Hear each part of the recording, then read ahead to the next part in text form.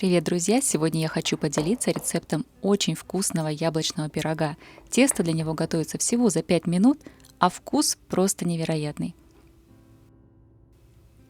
Для теста нам понадобится 2 яйца. Яйца у меня холодные, я достала их только что из холодильника, никаким образом подготавливать их не нужно. Яйца нужно буквально слегка перемешать, все это можно сделать обычной вилкой. Теперь вливаем растительное масло. Общий объем растительного масла 1 стакан или 190 мл. Также нам понадобится немного молока, 1 стакан и еще 1/4. Молоко у меня также холодное. Также я добавлю немного ванилина, это опционально, но мне нравится. Все жидкие ингредиенты нужно перемешать до однородности массы. Сначала растительное масло немного расслаивается, но буквально несколько секунд и масса становится однородной. Для теста нам также понадобится 1 стакан сахара или 214 грамм и 3 стакана муки. Общая масса муки 400 грамм.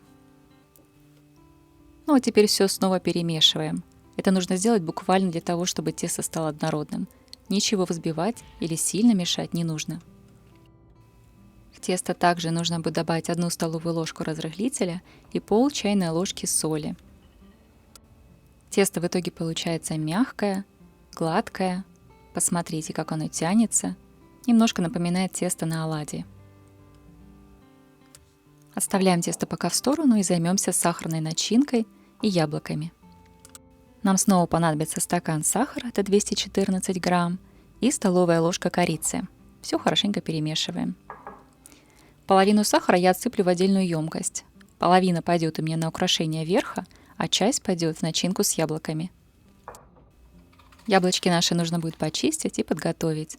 Обрезаем все лишнее, снимаем кожицу и вынимаем серединку.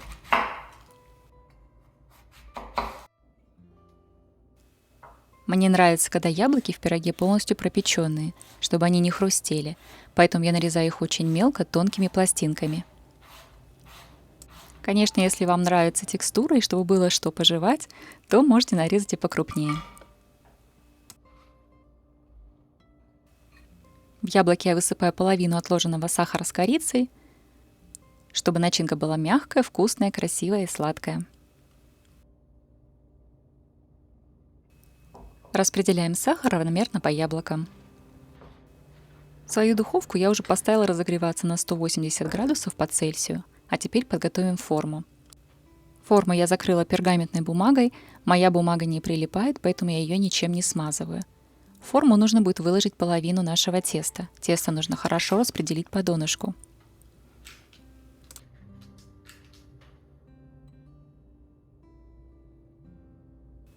На тесто выкладываем яблоки, равномерно распределяя их по всей поверхности.